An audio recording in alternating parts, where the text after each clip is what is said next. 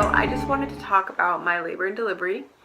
Before the labor and delivery, I was talking to my doctor about a Vbac because I had a C-section with my son, and I wanted to have a easy, I shouldn't say easy, but not as intense recovery as the C-section I had with him, because I was going to now have 2 kids, not just the one with the C-section. So I kind of brought it up to her, and she was a big advocate for it, and she said, we do them all the time, you're a great candidate, your scar healed great, you're fine. There are some complications and there are some risks, and here they are, and laid them out to me, and I was like, alright, I think Vbac's a good choice for me, and let's do it. So 9 months later, well, I should say about 8 months later, we went in, and I said, I don't know, I'm kind of worried, I kind of maybe just want a C-section just to get it over with, and it was mostly selfish reasons. It was like kind of like I want to get this pregnancy over with, so I know if I had a C-section I'd have to have the baby sooner. And I also was just a little bit nervous of my rupturing. That's what can happen, is your uterus can rupture. And she's like, you know, you're fine, we do it all the time, kind of like pressuring me like we're doing this. And it's almost as if they get like a commission if they are able to get me to do a Vbac. I mean, I know that's not correct, but it was kind of the way she was pushing it. And I said, okay, like Vbac, okay, kind of thing. And so we went in when I was about 3 days post my due date, and I told them it's the Vbac and let's do this. So it wasn't my doctor, she was off that day, so I had a different doctor, and they were like, all right, it's time to push. You know what, let's reverse, or I guess rewind. We get there, I get an epidural, we're hanging out in the hotel type suite, watching movies, and it's just great. My husband was like, why didn't we do this last time with the baby, with our other child? Because I had a non-medication birth, and I was crazy. I was screaming, and yeah, it was intense. But he was like, why didn't we do it this time? So it was great. We were hanging out. I got to about a 7, and they came in and were talking to me, and they said, we're probably gonna have this baby in a few hours. And I was nervous, of course. I was excited because I was getting to push this time. I never got the opportunity to push with my son, and I began to push, and they told me, you're not pushing, sorry. I began to push, and they told me, you're not pushing hard enough. You need to get this going. You either need to push longer, harder, and you need to do this. And so I was pushing, and they're like, she's coming. And they said they saw her head, and I just got this crazy, overwhelming pain in the side of my stomach. Only on one side, kind of over to the other side, but mostly on my right side. And I was screaming, and I don't know, it was just an out-of-body experience of how painful it was. And they were like, you've got to push her out, she's coming. And I said, I cannot push, I can't. And they said, okay, well, we're going to have to use a vacuum, and these are the risks, and these are the complications. And I said, I looked over at my husband, and I said, I cannot push. This is our only option. That vacuum is kind of our only option. I cannot push her out. They said, okay, with the vacuum, you still need to help us push a little bit, but at least we'll get her out faster. And then your pain will go away. And I'm like, okay, I'll try and push a little bit harder, and we'll get her out.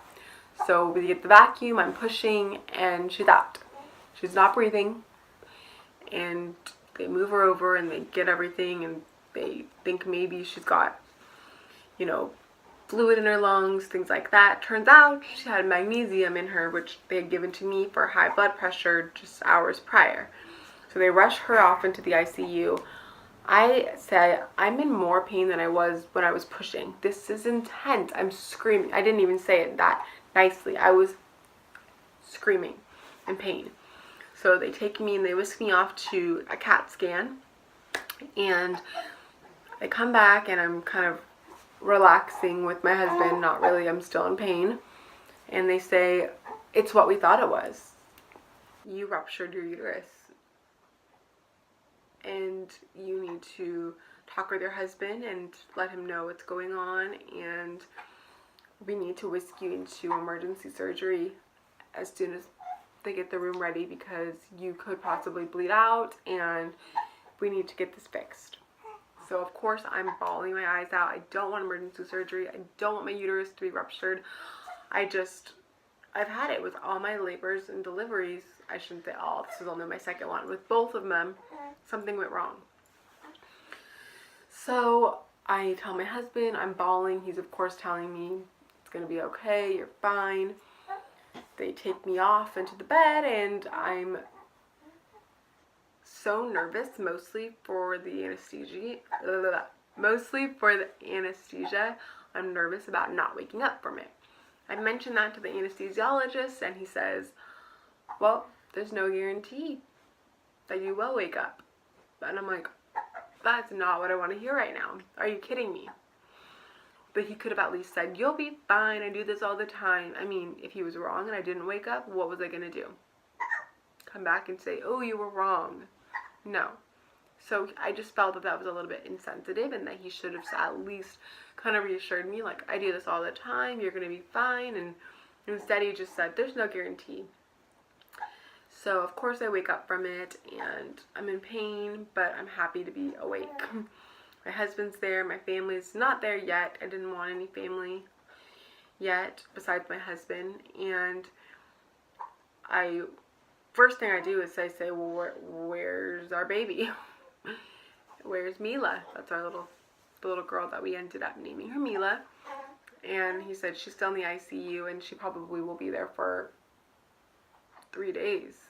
And I said, well, let me go down and see her. I need to see her. And they said, you can't. You need to stay in this room, you need to be in your bed, and you cannot go. So that was another thing that I was devastated. Like, I cannot go see my child that I just almost died for. And they wouldn't let me. They let my husband, because obviously I needed to be in the bed, so he would go down and check on her like every half hour, because he wanted to make sure she was taken care of properly. And he would bring me pictures and tell me about her and videos and all of that. And I mean, that was great. I got to see what she looked like, which was she was beautiful. Well, all the moms think she's beautiful. Thinks their daughter or son's beautiful. And I was just, I mean, it wasn't the same. I didn't get a hold her. I didn't get a breastfeeder right away. I didn't get to do anything with either of my labor or deliveries. They were just both difficult, and I was having a hard time with the whole time of this pregnancy. I was thinking, this is going to be great. I'm going to have a normal labor, and I'll get to breastfeed her right away. And I didn't get to see her for 3 days. I will insert a clip of when I did get to go see her, and I broke down crying, because I felt like I've known her all my life, and I didn't get to see her for 3 days, and I just wanted to see her. So I'm not coming on here to bash my doctor or say mean things, but I just feel like she shouldn't have persuaded me one way or the other. She should have given me the facts and then let me decide. But I felt pressured to have a Vbac rather than have another C-section, and something in me was telling me, you need to have a C-section. But then I had this medical professional tell me, Vbac, the best way to go, and you're going to be able to see your son faster and your daughter faster, and you'll be able to play and do all of that at a much quicker rate than you would for that C-section. And I knew that, but part of me was just scared of the complications of the rupturing of the uterus, which ended up happening to me anyway. I just wanted to come on here and talk about my experience, because I want other women to stand up for themselves. And if they think, especially medically, they should be doing something and not something that someone else is telling them, they need to stand up for themselves, and they need to just say, no, this is what I want to do, and if something goes wrong, it's on me, but this is what I feel in my heart is the right thing to do. And that kind of goes along with anything in life. And I just wish that I would have done that, and I didn't.